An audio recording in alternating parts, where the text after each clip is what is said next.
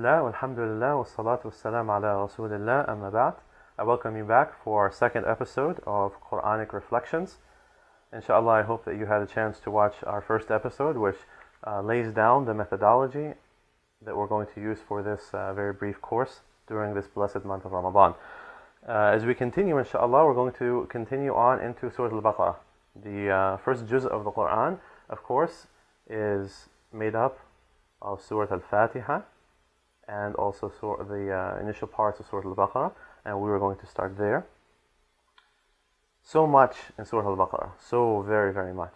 It was very difficult for me to try to sit down and select a group of verses from this blessed surah because so much of it is important. As I mentioned before, I hope that inshallah this will not be our only time together in Ramadan. I hope that inshallah we'll have the chance to continue this blessed effort after Ramadan, also maybe in a bit longer format where we can truly sit down together and understand the Quran, both understanding its meanings and the applications that we can take from every aspect of the Quran, insha'Allah ta'ala. So to begin with Surah Al-Baqarah, I begin insha'Allah with the very beginning of the surah, because it is the very beginning of the surah that has so much benefit for us, where Allah Azza wa Jal, He says in the very beginning of the surah, Alif Lam Mim, ذَلِكَ الْكِتَابُ لَا رَيْبَ فِيهِ هُدًى لِلْمُتَّقِينَ. Just in that very simple, short, brief statement, so much meaning. Allahu Akbar. ذَلِكَ الْكِتَابُ. Allah is saying here to us, this is the book, not just a book. This is not just a book that should take up space on your shelf with all the other books. This is the book. The book, the only book you're ever going to need for guidance. This is the book. It is a special book. And so we have to focus on it. And then He adds to it, even, just saying that by itself is saying something, you know what I'm saying? If you were to walk into your place of employment, or if you walk into your school and say to your teacher or to your boss, this right here is the paper. This is all you're ever going to need. They're going to look at you and say, well, where did you come from? It's a very big statement to make. But Allah backs that statement up right away by saying what? لا ريب فيه. ذلك الكتاب لا ريب فيه. There is no doubt in this book. Throwing out the first of many challenges that we will find in the Quran. Because the Quran is a very special book. Unlike any other book that you will ever see. Because of the challenges. It challenges you. It doesn't tell you just believe in it. It doesn't ask for blind faith.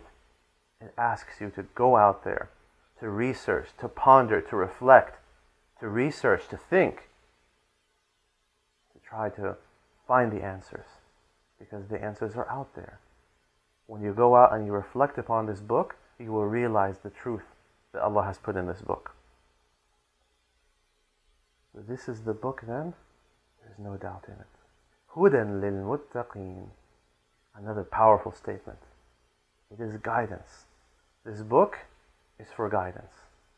This book is not sent down to us so that we might read it to gain blessings or to gain rewards. It is not a book for the dead that should be recited over the dead. It is not a book that should be recited for the illnesses. It is not a book for us to learn history or to learn science. It is not a book except for guidance. Now, granted, many of those other things, not everything I said, but many of those things are valid. For example, it is valid and is very recommended, of course, to use the Quran to help treat our physical illnesses. One of the very neglected sunnahs of the Prophet ﷺ is the recitation or the ruqya ash-shar'iyya, to recite Quran over our sick. For indeed this has a very beneficial and healing effect upon them. The Quran, of course, is full of blessing. When it is recited, you get rewards. It is a book whereby we learn history, we learn science.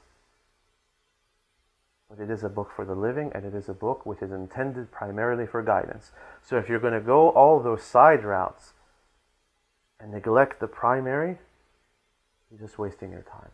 Because this book was sent for guidance. But guidance for who? It is not guidance for just anyone. هُدًى لِلْمُتَّقِينَ. for a special group of people. Those who have taqwa. What is taqwa? Often it is translated as the fear of God or the fear of Allah. And of course this becomes a bit difficult, especially for people who are coming to Islam from different backgrounds, people who are reverting or converting to Islam from other religions, people who come from other societies. You find this to be a bit strange. They say, why I should be in fear of God? Why can't I just love God? Loving God is, of course, an instrumental and essential element of Islam, but it cannot be devoid of fear as well. Just like the relationship a person has with their parents.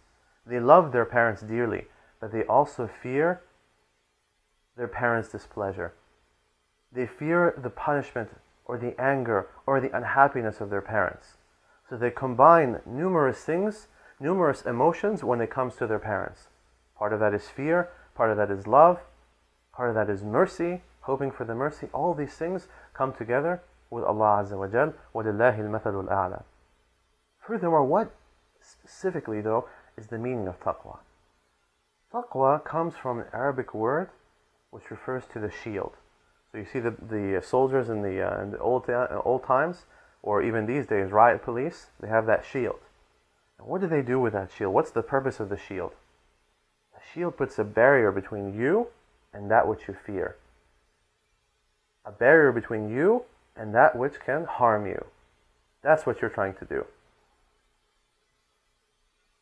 So you're putting taqwa between you and the punishment of Allah. And Umar ibn al-Khattab radiallahu ta'ala an, he once asked one of the companions of the Prophet ﷺ to explain taqwa.